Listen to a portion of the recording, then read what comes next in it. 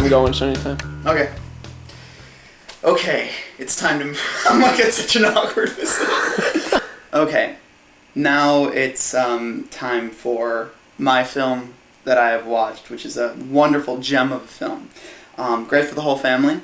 And I'm holding a box for Mrs. Doubtfire. Now you're all thinking, wait, no, that's a good movie, and that's because I'm not talking about Mrs. Doubtfire. But I didn't have a copy of the film that I'm discussing, so this will suffice for now. My film is a little film called Cannibal Hookers. And that movie, me and my friends would do bad movie nights, Tuesday nights, bad horror movies usually, at my college. And my friend Emily one day stumbled upon a little film called Cannibal Hookers. And I don't want to know how she got it, because I can't imagine that this film is legal in this country. But she got it, and we watched it one night. Now this movie is pretty simple in premise, but I think it goes beyond that in its postmodern qualities. And basically, you have a basic story: sorority girls. These girls, they want to rush a sorority. Stand up institutions in our country like them, and basically, these two girls want to rush it, and but their mission is to dress up like hookers. And in the 80s, this is really funny. Tight spandex, pink and yellow and neon, everything. And to dress up like hookers and pick up a John and take them to this address, this mysterious address. And the girls are like, they seem to have no qualms with that. And they do it. And I mean, I don't even want to get into how many laws are being broken here. I mean, although I do like to think that, sororities and fraternities are above the law, but sometimes people don't agree. But basically, yes, they rush in this sorority, and they get mixed up with a crazy group of cannibals/vampires/zombies. That leads me into my first point about this movie, is this movie doesn't really have a focus. This movie doesn't really know where it's going or who its hero is. And, if it's going to subscribe to the hero's journey, I want to know who my hero is. It starts out with, the thing is, there's an intro to the film. I think they're leading you into what kind of movie this is going to be. You have, sleazy Italian guy in a bar. I don't know if he was meant to be sleazy, but he really is. Maybe it was just the actors they got. He's in a bar, and he sees a incredibly not attractive woman, keeps checking her out, and eventually takes her home to his mattress apartment.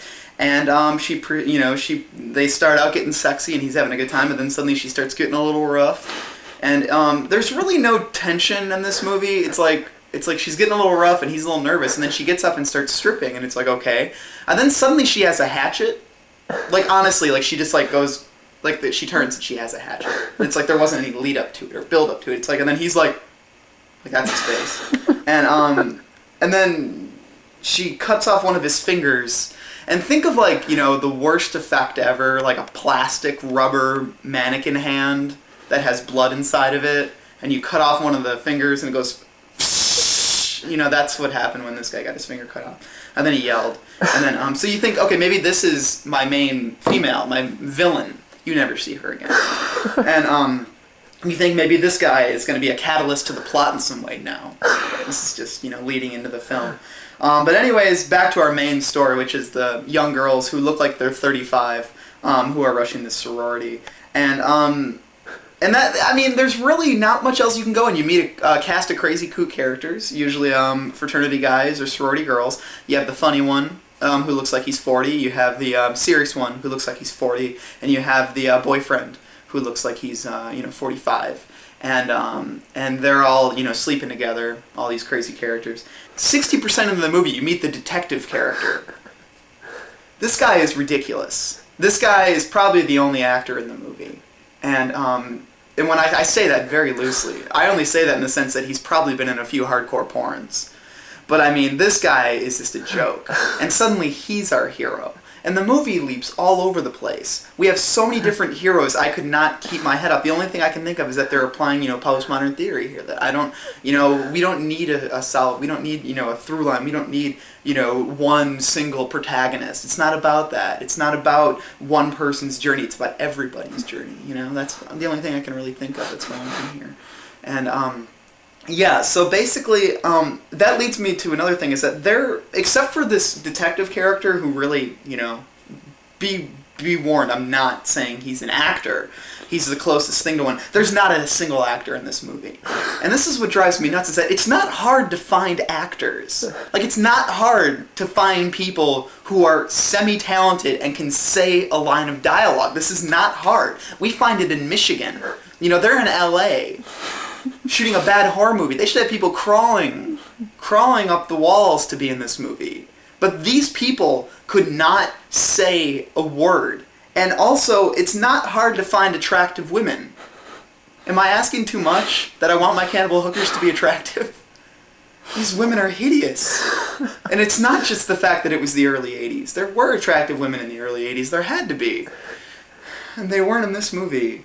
I mean, there was nudity, and we're getting excited about this. Me and my friends, and it wasn't good. It wasn't good at all. Because this is what drives me nuts. We start out as cannibals, right? I want some fucking answers. I'm sorry for the language. We start off as cannibals. Somebody's eating, you know, when she bites off the guy's finger, she starts eating it, I believe, in the opening scene. And then suddenly, when they bring these people back to this mysterious house, suddenly they're vampires. I'm not kidding. They bite a guy. He has bite marks on his neck. That's an important plot point. We're like, okay, so it's shifting from cannibals to vampires. And I guess cannibals and vampires are kind of the same. Not really at all. I'm just saying for the purposes of this film.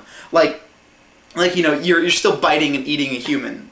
And then later, the kooky guy, the one who looks like he's 68, he ends up, you know, going to this sorority house that ends up being like a medieval castle or something, and he gets killed, and suddenly he's a zombie.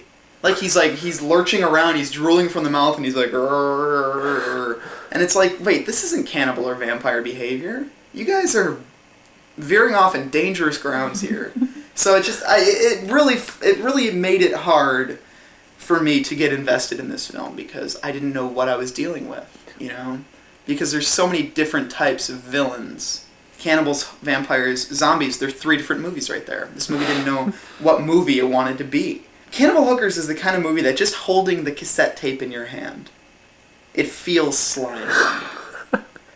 Just touching it and smelling it and watching it, the quality of the film literally makes you feel sticky and nauseous, sick to your stomach. It makes you want to puke just thinking that this tape is in your player and what little demons it's unleashing.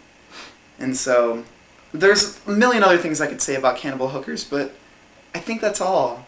Because, and the thing is, you'd think a movie like Cannibal Hookers wouldn't be taking itself so seriously. And at times, it does bleed into camp. But at the same time, not enough. It still takes itself seriously. It still thinks it has a compelling storyline. And that people are going to be invested in these characters. There's a big climax. It takes itself incredibly seriously. And I think that's its downfall. I think it could have been something pretty amazing otherwise. But that's all I got. Thank you. Thank you, Cannibal Hookers.